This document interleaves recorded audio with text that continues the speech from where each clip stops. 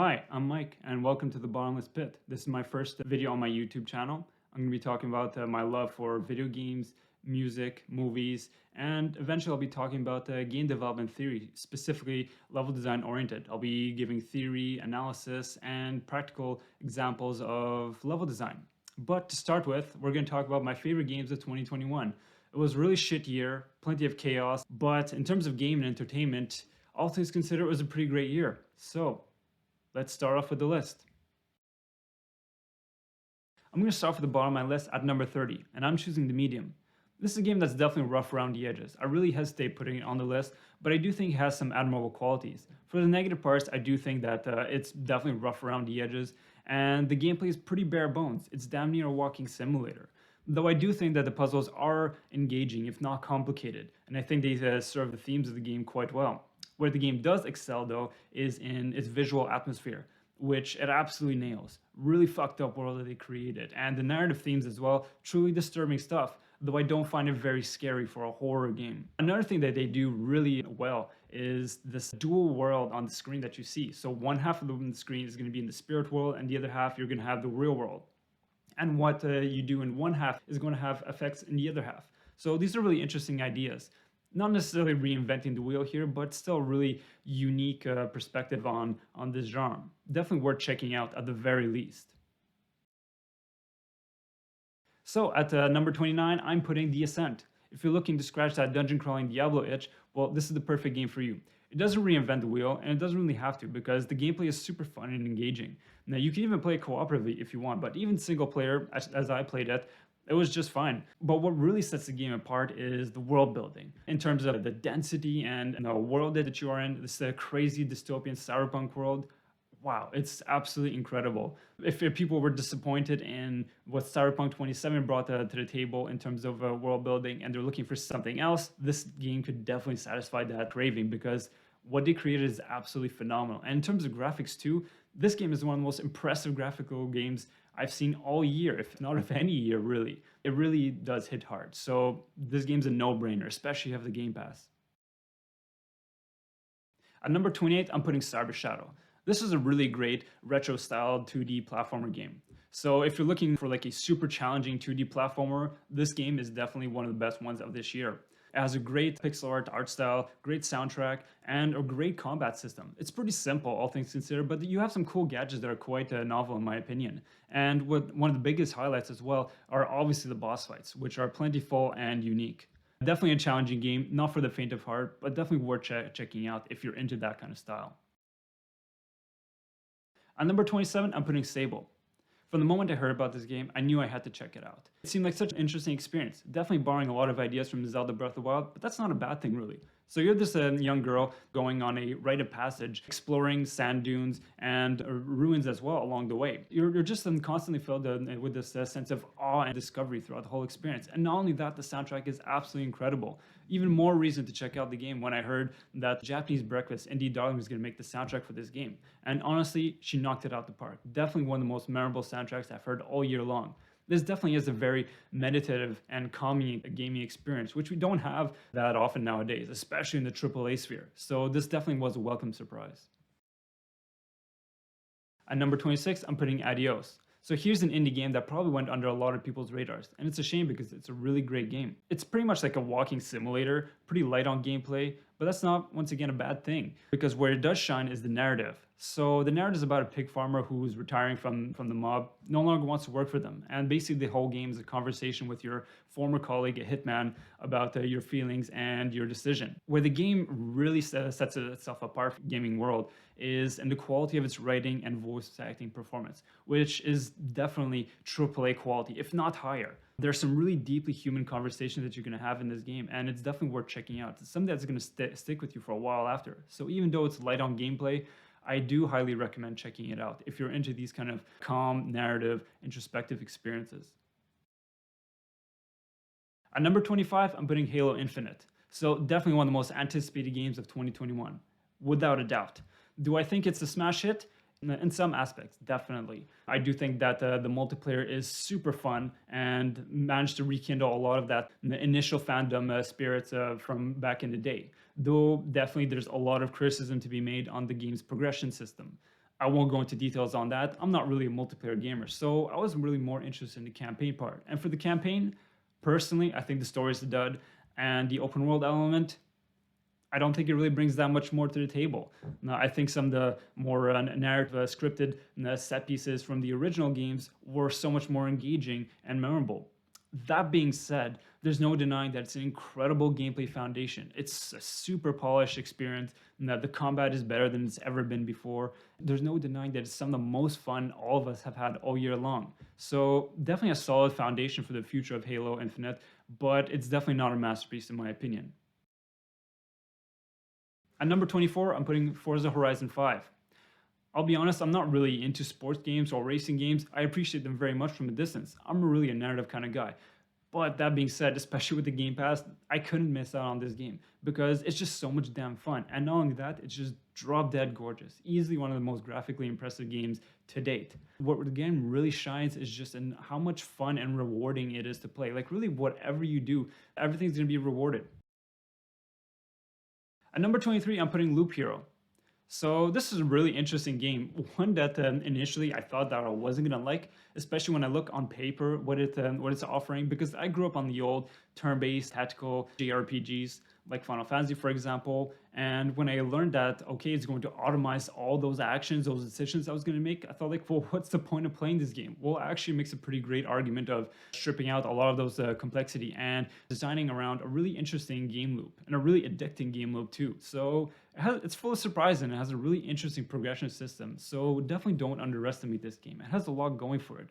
And on top of the gameplay itself, which is pretty cool and interesting, what I also was surprised by is the world building. It's one of the most memorable dystopian post-apocalyptic worlds I've seen in gaming in a while, and it achieves quite a bit with quite little too. So yeah, sometimes less is more. I definitely recommend it.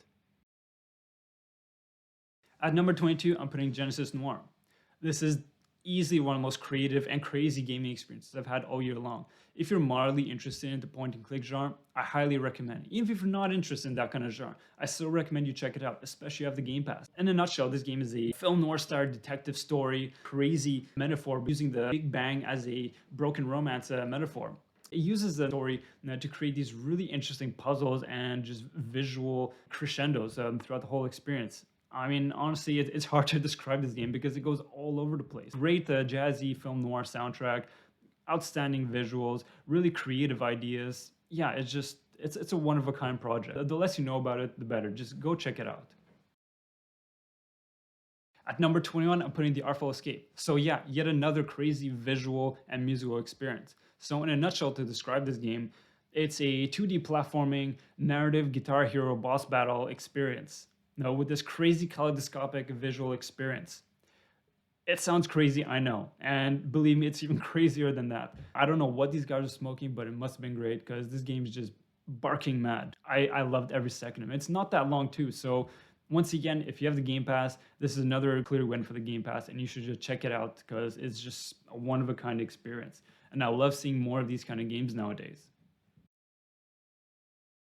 At number 20, I'm putting Solar Ash. So Heart Machine's last game, Hyper Light Drifter, was a smash hit. And Solar Ash definitely delivered on most of the promises. Still has an incredible visual style, great soundtrack, and really interesting gameplay, this time focusing much more on navigation and flow.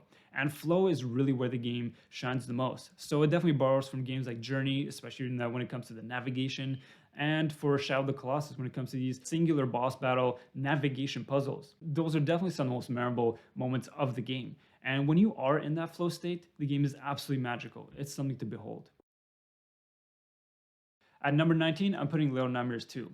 I love the first game, and the sequel is basically more the same, just better in my opinion. I just absolutely love the world building.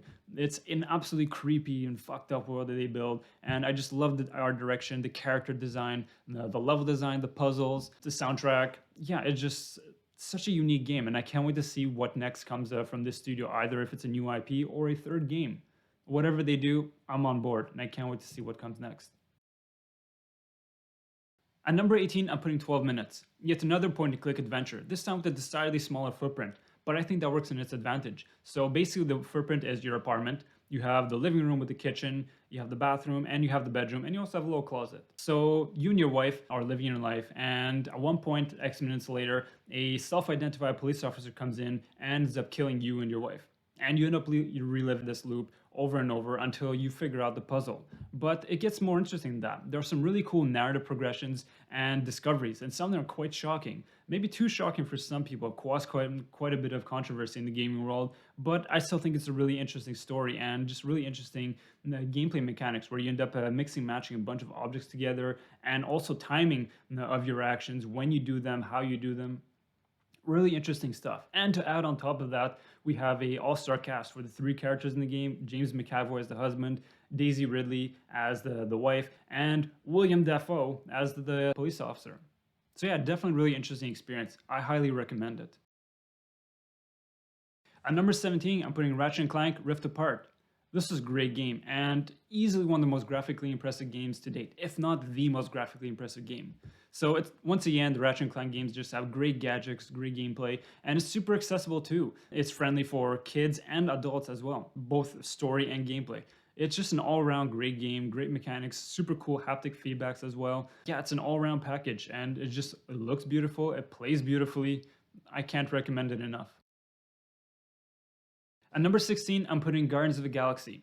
So I think a lot of people coming into this game just assumed out of the gate that this game was going to suck, based on how Marvel's Avengers did. But I think that's kind of unfair, and it shouldn't have come as such a big surprise to us that no, this game actually fucking rocks. No pun intended. So yeah, if you just remove all those live service and multiplayer aspects of the game that were shoehorned into a genre that didn't really need it, and you focus on a single player narrative and knock that out the park, you're gonna have a great game. And that's basically what Guardians of the Galaxy did. And the gameplay is fun and dynamic, doesn't really set the world on fire, but it doesn't really need to, because where it does shine is in the writing and the voice acting performances. The banter between all the Guardians and all the different characters you'll meet in the game is just fantastic. Definitely some of the best we've seen in any game in a long time, and it definitely sets an industry standard. So yeah, hats off to all the voice acting and writing on this team. At number 15, I'm putting The Forgotten City. So yet another time loop game for 2021. There are quite a few of them this year, but in my opinion, they're all pretty great. So it was a good year for that kind of stuff. Anyways, a bit of history on this game. So this game actually started off as a Skyrim mod back in the day, and it did so well that it ended up gaining a life of its own. And thank God, because it's a really great game. If you're moderately into like time loop stories, this is a game for you, and I highly recommend you check it out because it really is one of the best stories of its genre. At number 14, I'm putting Resident Evil Village. I'll be honest, I prefer Resident Evil 7 much more as a survival horror game. That's not to say Resident Evil Village is bad. I think it's a great game for the most part. And there are some outstanding gaming moments. For example, Lady Dimitrescu's Castle, an absolute highlight of 2021 in gaming. And there's also like a few other noteworthy examples. I won't spoil too much, but that baby scene, for those of you who play the game, know exactly what I'm talking about. It was absolutely fucked up and crazy and super memorable, and definitely felt much more horror-like within the Resident Evil world. That being said, unfortunately, I think later in the parts of the game kind of loses steam and goes kind of crazy in traditional Resident Evil fashion, and in all the wrong ways, in my opinion. But even so, there's no denying that it was a really memorable experience. And even if I do have some issues with the game, I still think that the franchise is at an all-time high in terms of its quality. Resident Evil 7, 8, the remakes of Resident Evil 2 and 3, these are really compelling products, and I'm super excited for the future of the franchise. At number 13, I'm putting Death's Door. So here's a really interesting game came out this year, and yet another slam dunk, publisher Devolver Digital. They really had a fire year in 2021. Anyways, so if you're looking for a Zelda-like, Dark Souls-like game, this game is definitely for you. You play this really cute crow, that's your character, and he works as a reaper at the Reaping Commission headquarters, basically this office-like bureaucratic in the afterlife. So they manage reaping of souls, whatnot. And in this world, color palette is in grayscale, but when you go out into the real world, it's all super colorful. So it's incredible this game is so polished and fun and bug-free. I haven't had any bugs myself as I played, considering that this game was made by 2 people. And of course they had support from artists and whatnot, but yeah, it's an incredible achievement seeing just how polished and fun the game is. So this game might be a bit too simple for some people, but there's no denying that it's still a super compelling game, and there's some clever puzzles in there. It's just an all-around fun game and polished experience. At number 12, I'm putting Kena Bridge of Spirits.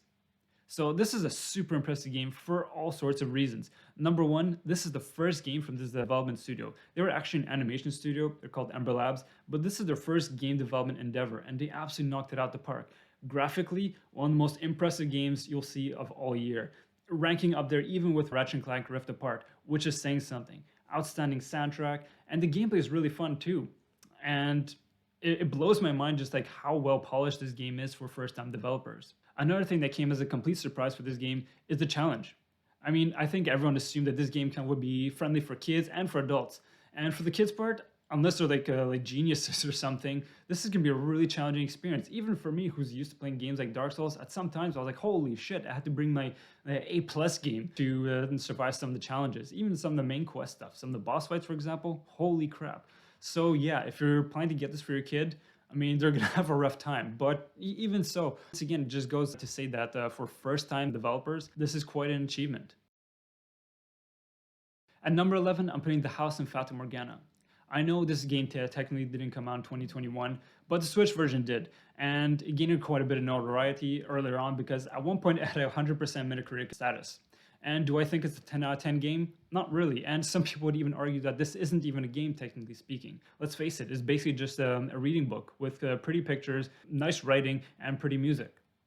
But whatever you want to call it, even if you don't want to call it a game, if you stick through with the storyline, and I'll admit, initially I thought like, okay, this is super kitsch, but if you really stick through to the end and see like the final ending of the game, I think it's simply spellbinding. And the music, in my opinion, is to die for. And so we've reached the top 10 of 2021. So I'll take this as an opportunity to remind that this is just my opinion. If your number one game of 2021 is number 14, for example, it's all good. We're still on the same page. These games rock. And anyways, these lists are kind of like impossible to make. So like my point is really to just spread the love, expose some games that maybe might have passed under your radars. That shouldn't. So with that being said, let's get to the top 10. At number 10, I'm putting Mundan. Easily one of the most memorable games I've had all year long. And this is definitely one of the most, if not the most lo-fi game I have on my list. And that's okay because what it achieves is miraculous. So this is a one-man development team up until the end. So director Michel Ziegler was the programmer and an artist for this, and then the art style came from him, from his hand-drawn sketchbooks that were scanned and mapped onto the 3D models.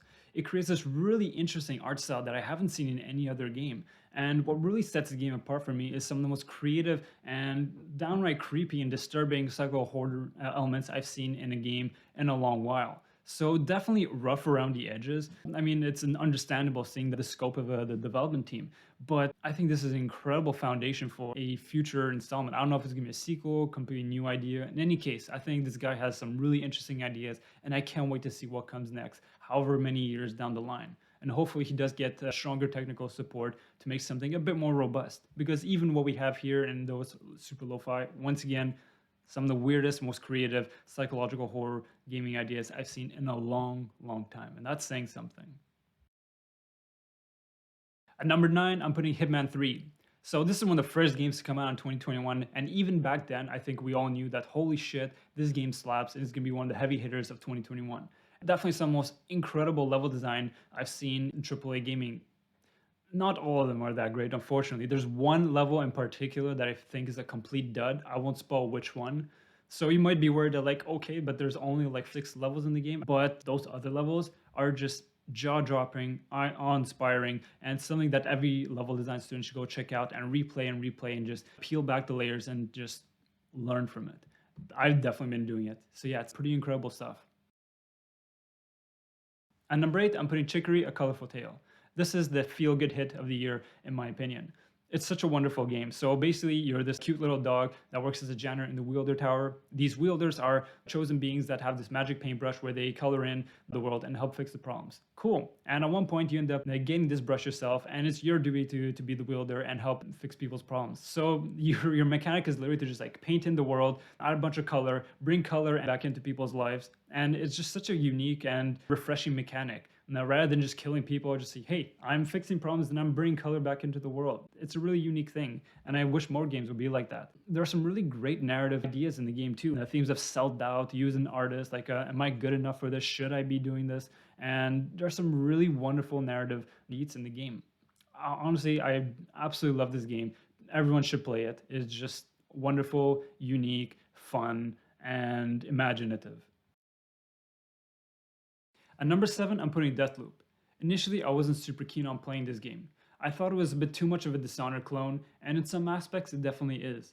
I think it borrows a lot of the navigation mechanics, and definitely the blink ability is basically cloned in Deathloop. That's not necessarily a bad thing. I think on a positive end, I was surprised by how many things it adds that work super well.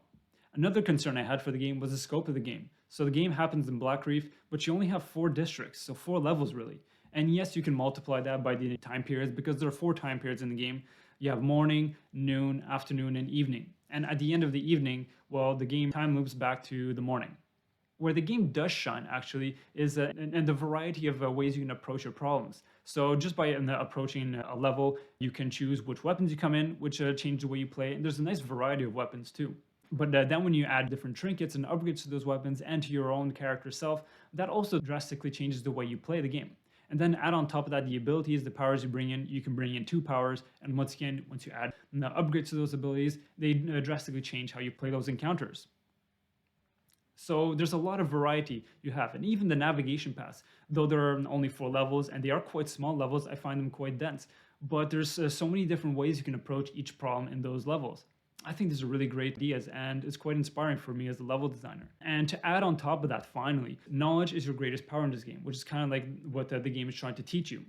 And so initially when you start the game, you have more questions than answers. But as you progress in the game, you start learning all these different things about the level. So come by the end of the game, you know so much about the levels and you can take deep advantage of it, which is quite interesting. And on top of that, I think also another thing that's surprising was the quality of the narrative. I think it was a really interesting time loop story. I think the performance and writing, specifically the banter between Colt and Juliana, was really well executed. Definitely some of the best I've seen all year. So yeah, I was definitely pleasantly surprised by this one. At number 6, I'm putting Metroid Dread. So it's been 19 years since we've been waiting for an official 2D Metroid release, and it was well worth the wait. Even with games like Hollow Knight, Dead Cells, so on and so forth, it still shows that it's still relevant even after all these years. So this time it adds a bit of a horror spin to the genre, adding those Emmy robots that really add a twist to the gameplay, adding some new gadgets as well. You have this like cloaking ability, basically these phantom power abilities. So yeah, really interesting stuff. And it's a super challenging game. Apart from those Emmy robots, even the boss battles and the individual encounters themselves, quite a bit of challenge. But another aspect of the challenge in the game is also that it's a game that doesn't hold you by the hand, doesn't coddle you. Now, it doesn't tell you, hey, this is exactly where you need to go, how to do, and whatnot. You're kind of left to your own devices. And it really rewards exploration and smart thinking. And I think this is something that works super well. And on top of that, to add to this mastery, there are these secondary objectives that are totally optional. You really don't need it to finish the game. But if you really want to complete these challenges, be that 100% completionist kind of guy, it's really going to test your skills to the absolute limit. So yeah, this is a great game. It looks beautiful, plays beautifully, and it was well worth the wait. At number 5, I'm putting Persona 5 Strikers. Honestly, this is another game of 2021 where when I first heard about it, I didn't really want to play it for very different reasons. For those of you who know me, Persona 5 is easily one of my favorite games of all time. And as much as I would love to see more stories from the Phantom Thieves, I was very leery when I heard that they were going to be teaming up with Dynasty Warrior like gameplay. I thought like this was like a really bad mix. But I'm happy to say that I'm completely proved wrong.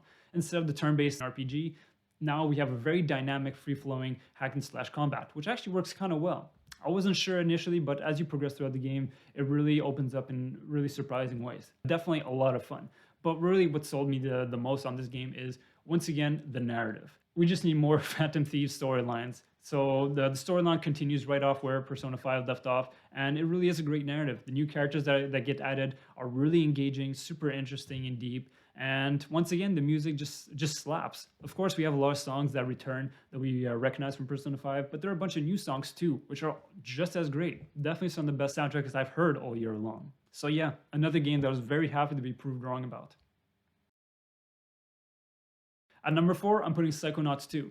So unfortunately, I never got to play the first Psychonauts, but for those of you who are waiting all this time, it's been what, 16 years? Holy crap. And once again, another game kind of like Metroid Dread, well worth the wait in the end. This was an absolute success. Some of the most creative and wacky level design ideas I've ever seen. Definitely something I'm going to be revisiting just to study and just get inspired from, because Just wow. I won't spoil anything, but definitely for those of you who are interested in that kind of stuff, well worth checking out. But also another thing that really makes the game shine, apart from the outstanding art direction, is really the writing and narrative. I think it's definitely some of the best writing and storytelling I've seen all year long. It's just a super creative and crazy game. I can't celebrate this game enough.